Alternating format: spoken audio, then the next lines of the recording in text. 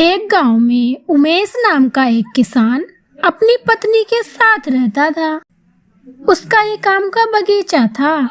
इस साल उमेश के आम के बगीचे में बहुत आम लगते हैं और उसके आमों की बहुत ही अच्छी पैदावार होती है। एक दिन आम के बगीचे से मीठे मीठे आम तोड़कर उमेश शहर की फल मंडी में बेचने जाता है। वह आम बेचकर शाम को जंगल के रास्ते से घर लौट रहा होता है। वहीं उसकी टोकरी में अभी भी कुछ आम बच गए थे और रात काफी हो चुकी थी। वहीं उस जंगल में एक चुड़ैल का वास होता है। वो चुड़ैल बहुत ही समय से काफी भूखी होती है। जैसे ही वो उमेश को वहां से जाते हुए देखती है, उसके चेहरे पर खुशी की चमक आ जाती है। आज तो बहुत दिनों बाद कोई आदमी यहाँ से गुजरा है। आज तो मुझे भर पेट खाने को मिलेगा। आज तो मुझे खाने में मजा ही आ जाएगा। फिर चुड़ैल उमेश को मारकर खाने वाली ही होती है कि तभी उसका ध्यान उन जमीन पर पड़े आमों पर पड़ता है जो कि उमेश की टोकरी से गिर गए होते हैं। तभी वह चुड़ैल उन आमों को उठा लेती है और उसे खा कर देखती है।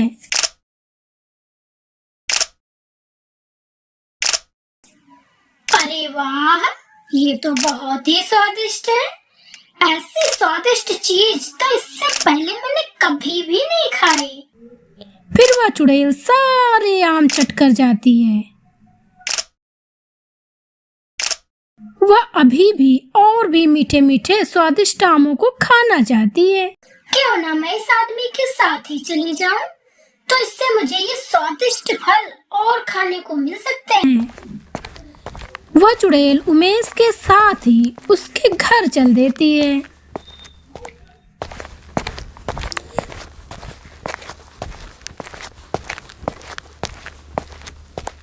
रेखा, ओ रेखा, कहाँ हो तुम? तभी वहाँ पर रेखा आती है। जी उमेश जी, आप आ गए? हाँ, और आज मैं बहुत थक गया हूँ। चलो अब जल्दी से अपने हाथों का स्वादिष्ट खाना खिलाकर मेरी थकान को दूर कर दो जाने मन। उमेश और रेखा दोनों खाना खाते हैं। खाना खाने के बाद वह दोनों सो जाते हैं। दोनों के सोने के बाद चुड़ैल उनके घर में आम को ढूंढती है, लेकिन उसे कहीं भी आम नहीं मिलते हैं। वह घर का हर एक कोना ढूंढती है, बट उसे आम कहीं नहीं मिलते हैं। वह उमेश के उठने का वेट करने लगती है। तभी सुबह हो जाती है।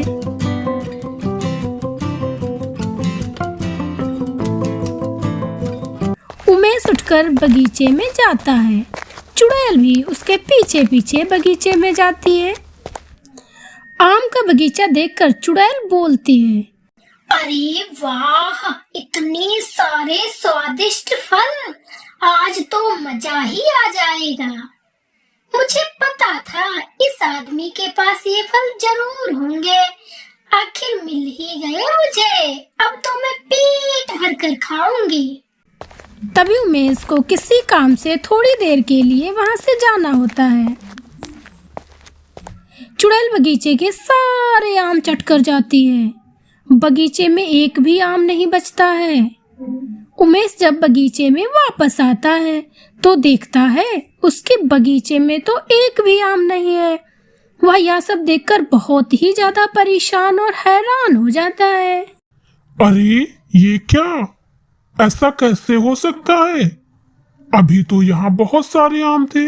अचानक मेरे बगीचे के सारे आम कैसे गायब हो गए? अब मैं क्या करूँगा? मैं क्या खाऊंगा? उमेश को इस तरह उदास देखकर चुड़ैल भी उदास हो जाती है। अरे ये क्या किया मैंने? मैं अपनी भूख के चक्कर में इस आदमी के सारे स्वादिष्ट फल खा गई। मुझे ऐसा नहीं करना चाहिए था, लेकिन अब मैं क्या करूं? उमेश यह सदमा बर्दाश्त नहीं कर पाता है और वह बीमार हो जाता है। बीमार होकर बिस्तर पर लग जाता है। कुछ ही दिनों में उसके घर में खाने के भी लाले पड़ जाते हैं। चुड़ैल यह सब देखकर बहुत ही परेशान हो जाती है।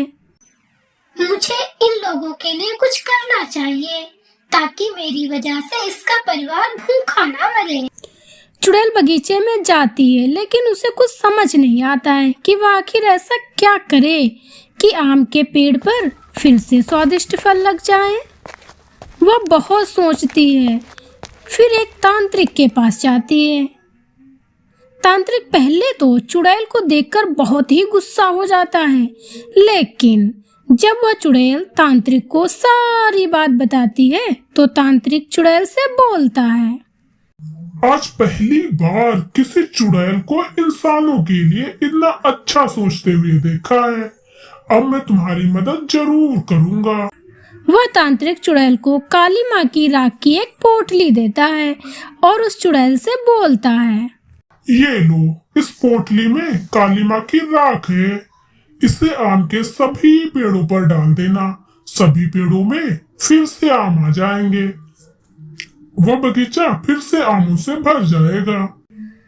वह चुड़ैल बिल्कुल ऐसा ही करती है। बगीचे में जाकर काली माँ की राख छिड़क देती है। वह बगीचा फिर से आमों से लद जाता है। चुड़ैल यह सब देखकर बहुत ही ज्यादा प्रसन्न हो जाती है।